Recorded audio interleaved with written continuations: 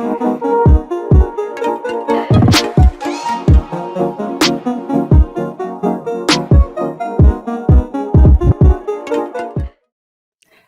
there. I am Dr. Tiffanie Davis Henry, and I'm the host of the Intimate Details with Dr. Tiff podcast.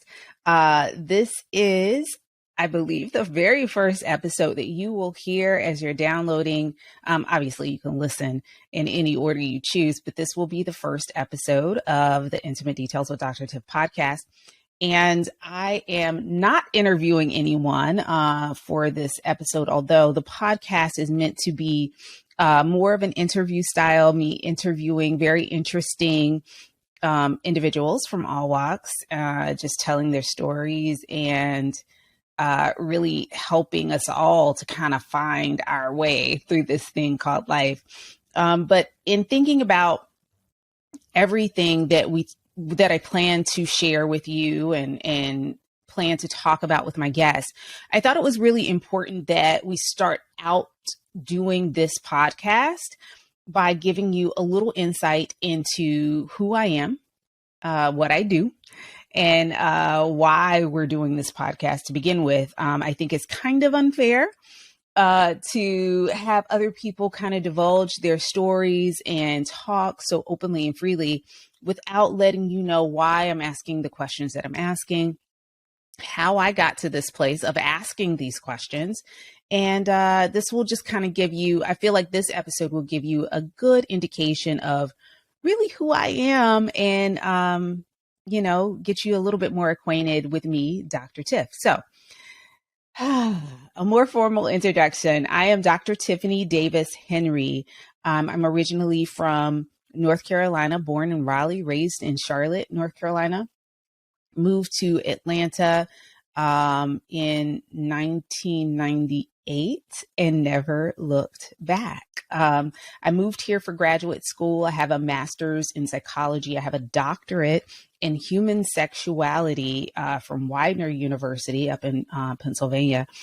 And I have worked for years and years and years as a psychotherapist, as a sex therapist, and also kind of finagled my way into a career in television and media. If I'm being honest, that was probably the goal all along. I think when I was thinking about majors in undergrad, I kind of wanted to do journalism, broadcasting, that kind of thing, and never really, I think at the time, just didn't necessarily have the confidence to do so. The other passion of mine is cooking. And so for whatever reason, culinary school just never seemed like an option.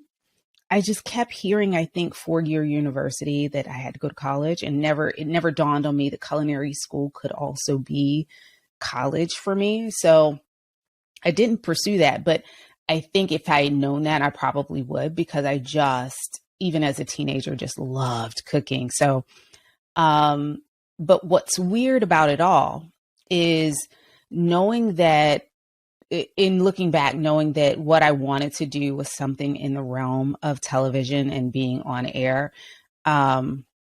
Whether I had pursued culinary arts or psychology as I did, I still ended up exactly where I was supposed to be. And I think that's a lesson, right? That no matter what turn you make in life, like, you're going to end up where you're supposed to be. It's like you can fight it and fight it and fight it.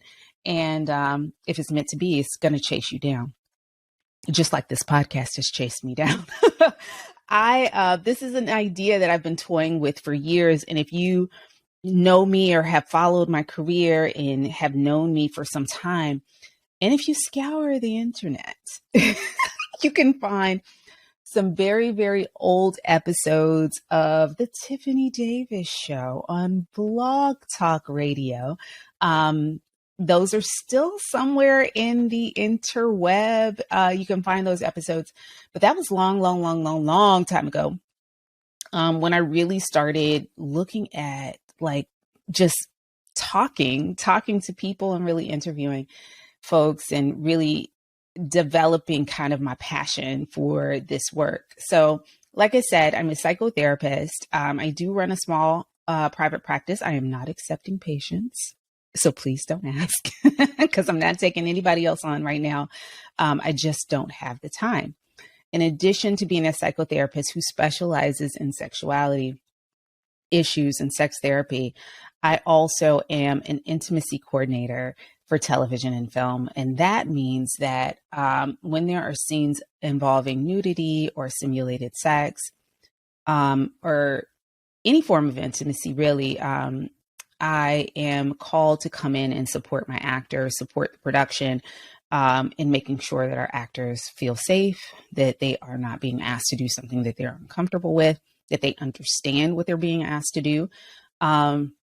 And if we need to choreograph what that looks like so that it looks very real on camera, that we can do that in a way that feels authentic and real to our audience, but also is respectful to what our actors want. I really do enjoy that work, very much so. And it actually takes up a great deal of my time, which is partially why I am not accepting any more new clients in terms of psychotherapy.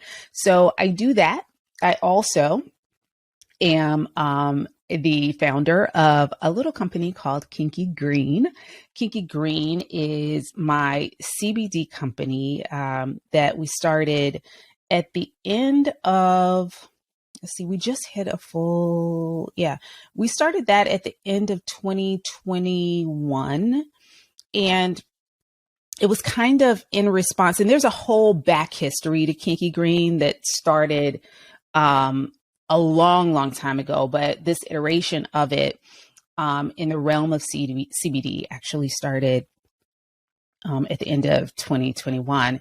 And we really wanted to alleviate pain and accentuate pleasure in all forms, alleviate pain points in all forms, whether that is physical pain, mental pain, pains in relationship, all of that, but really, really, really accentuate pleasure, people finding pleasure in their life, not only physical pleasure in activities, but also within their relationships. So it's funny, CBD kind of is that thing that really levels out the playing field in your life, I believe. And so it's been an amazing journey to kind of relaunch this business in the CBD space. And so we'll talk about that. I'm sure it's going to come up on the podcast more than once. So we'll talk about that as well. Right now, I just really want to take a brief bit of time for you to get to know me. So you'll know where I'm coming from in all of the things. One of the things that you're going to hear me do in this podcast is to go deep, to really ask questions about where people are from, how they were raised, how they got here, how they're navigating their life pre and post pandemic, and how you keep going through adversity. I will tell you, I've taken a lot of pivots in my life, professionally and personally, and I think one of the greatest challenges for me that most people don't even know about, and these revelations will come throughout the season of this podcast, but one of the greatest revelations that I don't talk about very much is it happened to me after, well, there are two that I really want to share, I think. But the first one happened after my daughter was born. So I have an 8-year-old daughter whom is just the light of my life. I think everybody that meets her, I mean, I feel I'm biased, obviously, but I feel as though she just lights up the room and radiates, man. She's amazing. But when I had her, like, mommyhood, it threw me for a loop. And I feel like many new moms or moms in general will understand this. I waited a little bit later. I was in my late 30s when I had her. And up until then, like, I had done a lot, right? I had traveled the world. My husband and I got it in. We traveled everywhere. We had fun. At one point, I moved to New York. That was when I was hosting The Revolution for ABC. So, like, it was a whirlwind. We were living our lives. We were having a great time. And, we had decided, once the revolution was canceled, we decided, okay, we've put it off long enough. It's time to really start trying to have a family, I'd spent my adult years setting goals, deciding what I wanted to do and doing it. Like, it was just that easy. I decided I wanted to get a master's. I moved to Atlanta. I worked for 2.5 years and probably held like 3 jobs at a time. And I did it. I had the master's. I decided I wanted a doctorate in human sexuality because I wanted to be a sex therapist. I didn't want to move to Philly, but that was where the program was. So I stayed in Atlanta and I flew back and forth to take classes. Like, it was ridiculous, but it was what I decided I wanted to do. And I just did it.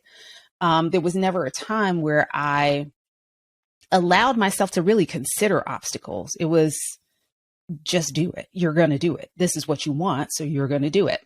And that is kind of how I lived my life up until that point. I'm lucky enough to be partnered with and married to someone who supports my crazy visions and dreams and doesn't stand in the way. He just truly is amazing in that way, and that he supports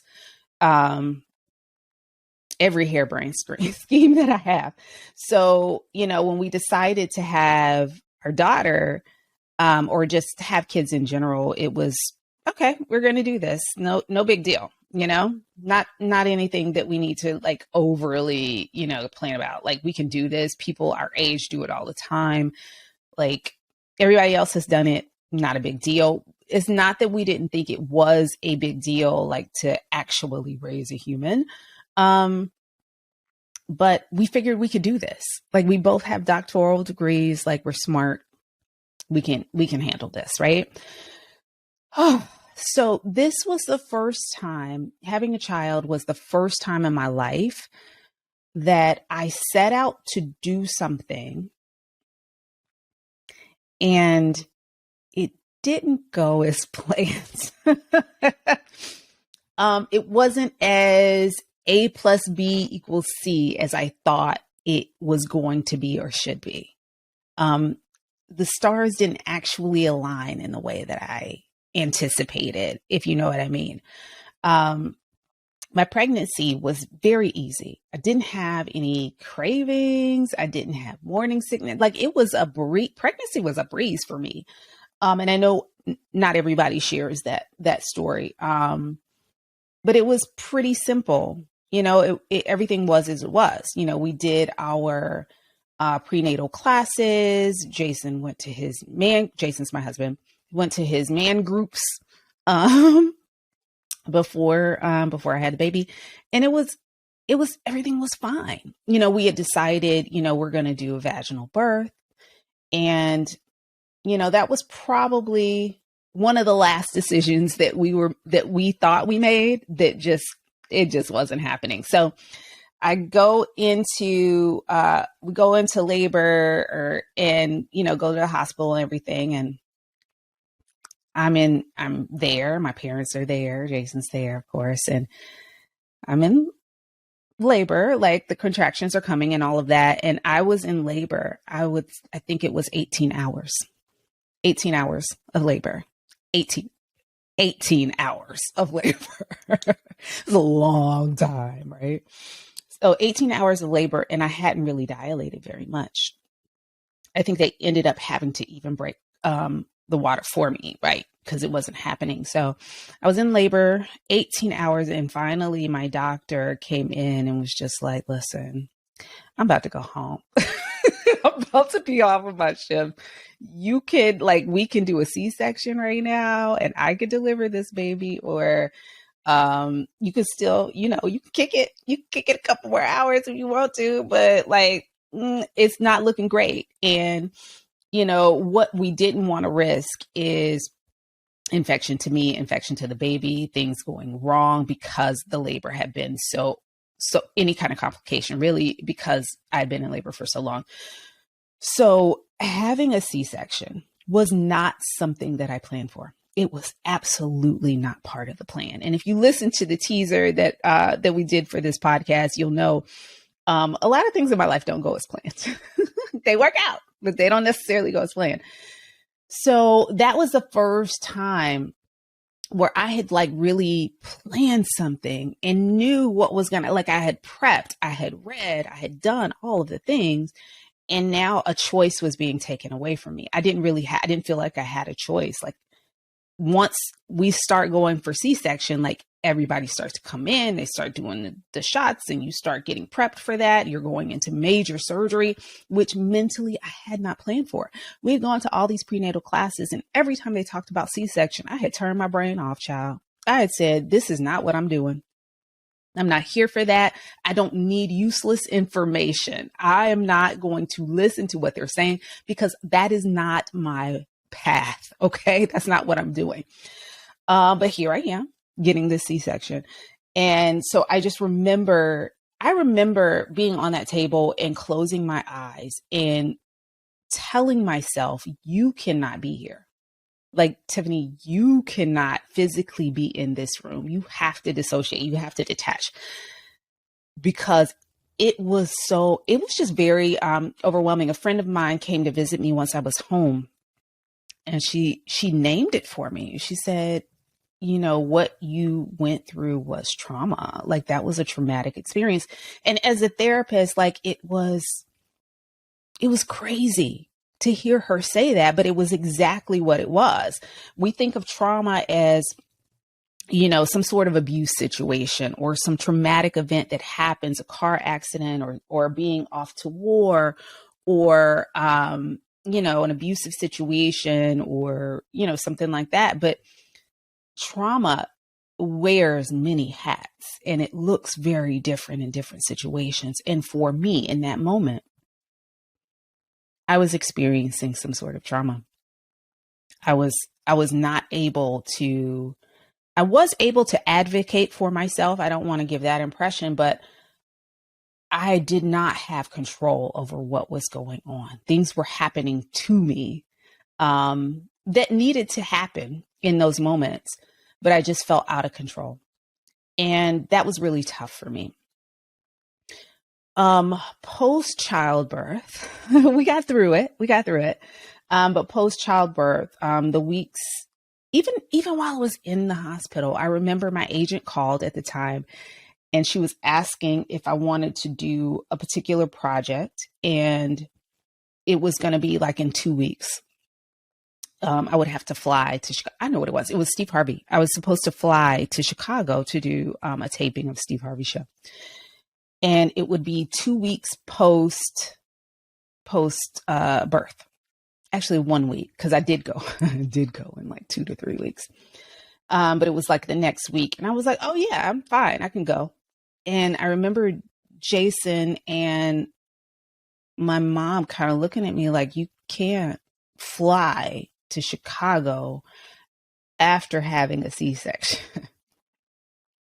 Now, this was like one day, it might not have even been a full day, like post having the baby.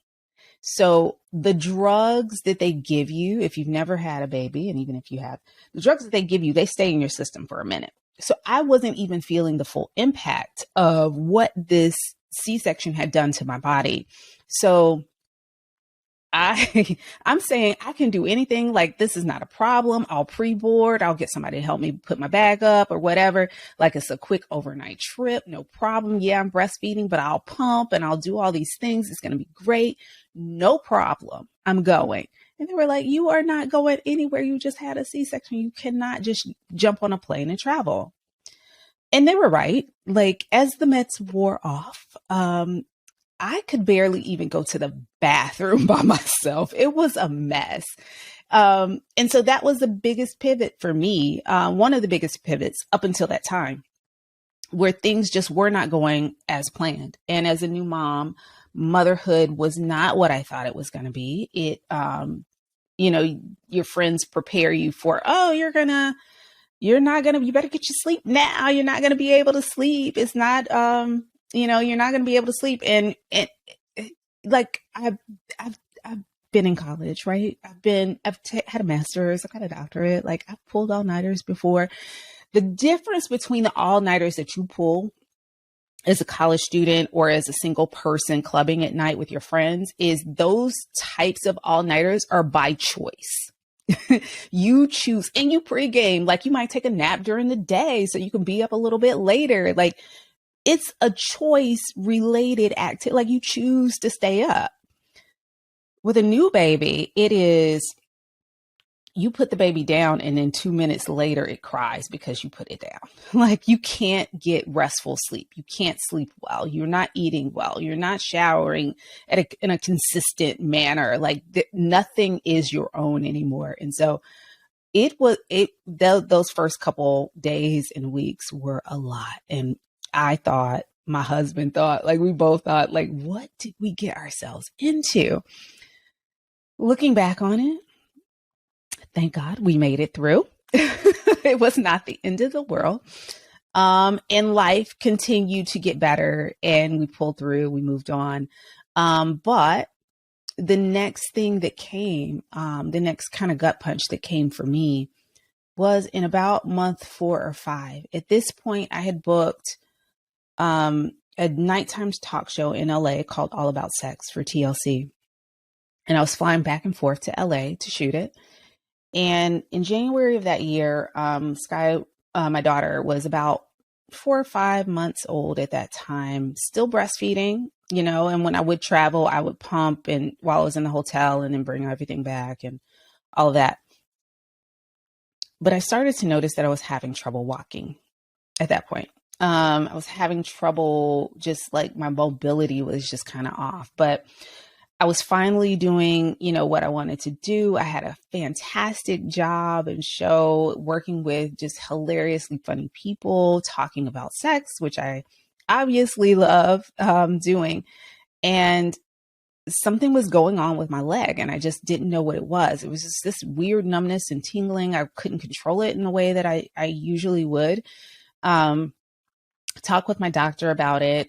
He sent me to a neurologist, and what we found out was I had an inflammation in my spine that was brought on by an autoimmune disorder that was brought on by childbirth.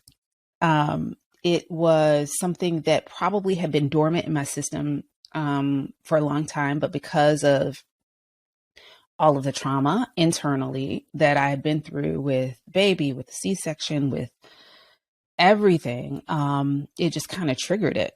And that is something that I hadn't planned for, hadn't anticipated. And the mobility issues got to a point where I couldn't no longer drive. I could get myself from A to B. Like I could maneuver walking around the house. It would take me a lot longer. But I could not trust driving and things like that. So the neurologist had a nurse come to the home and she did steroid treatments with me for like IV steroids for like 3 days straight. I was on steroids for like 8 months, started to improve and, really started to improve greatly.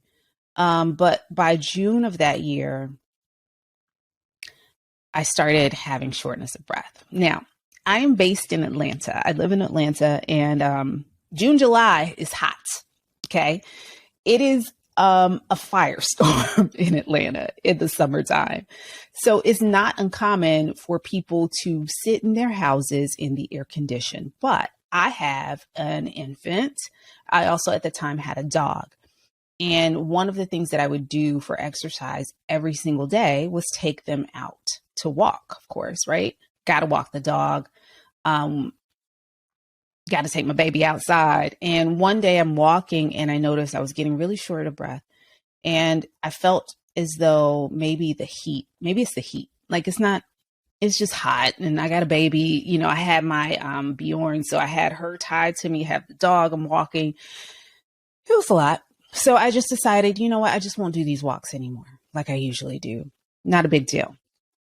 This went on for a couple weeks where I was just like, gosh, I'm just feeling out of breath. Like, what is this? Like, maybe it's the steroids. Maybe it's, all of these things. I had talked to my doctor about it and we called a pulmonologist. They couldn't get me in for a month. Not, I was just, it's weird. It's not good, but I can muscle through it. Right. I had a stretch of engagements that I had to do, like within that 2-week period, where in one like 4-day period within that time period, I flew from Atlanta to LA to Atlanta to Turks and Caicos, and then back to Atlanta. And that was over 4 days. All that time, I'm having the shortness of breath. When I was in LA, I called my neurologist and said, like, listen, I don't think the steroids are working. I think that something is going on. And he said, yeah, we need to get you in to see a pulmonologist. I'm going to make some calls. And he and my doctor got together. They made calls, got me into a pulmonologist like a week after. I had an appointment a week out as opposed to a month out. So I was like, okay, I can hold this together for a week. I did not make that time. I almost passed out walking up the stairs with my daughter. And just remember laying her down on the bed and me laying on the bed as well. And just holding on to her ankle so that she wouldn't roll off the bed. My husband was not at home at the time, but I was just like, I just have to hold on to her so she doesn't fall, and just make it until he gets home. He gets home, we go to the hospital. And again, I packed my own bag to get to the hospital while I'm short of breath. I refused to let him take me up to the door. Like, we parked the car and I walked. We had to stop in the middle of the parking lot because I needed to catch my breath.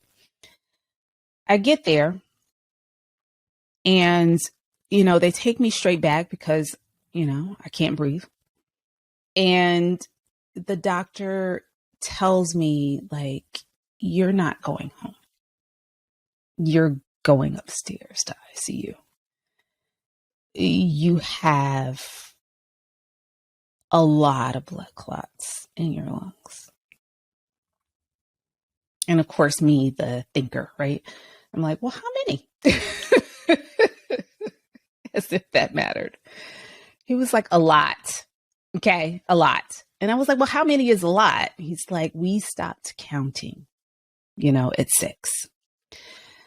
And so when I finally did, and the pulmonologist that I had in the hospital, I ended up seeing her afterwards or whatever. And we talked about it. And she's just like, you're incredibly lucky. This was a wake up call. I can't even talk. This is a wake up call, but also a turning point for me in my life. It was a time, that week that I spent in the hospital was a time for me to really reflect on what was important to me, to acknowledge the things that I wasn't strong at and didn't want to do, but was kind of forcing myself to do. It was a time for me to identify things that weren't necessary for me, for my family, for my happiness. And it was a time for me to get rid of some things. Had a lot of time in the hospital. And so I did that. And I started moving in a way that really, I think, was a lot more purposeful. I realized after that, like, I literally could have died. And I'm so thankful that I get to see, life, get to experience life, get to still be here to hold on to my daughter as much as I can, even though she will wiggle away from me if she can. But she's, she and my husband and my family mean the world to me. And that is why I do the work that I do. I love helping people to realize, because I think in that moment, I realized, and I'm still doing the work, right? I realized why I'm here. I was reaffirmed, I think, with why I'm here. I'm very clear that the work that I do with individuals is super important to them, to me, and to why I'm here, why I'm still here. I love helping people to figure out their own why, their purpose, the thing that they need to figure out in order to move forward, what's holding them back, whether that be in relationships, whether that be in their job, whether that be spiritually.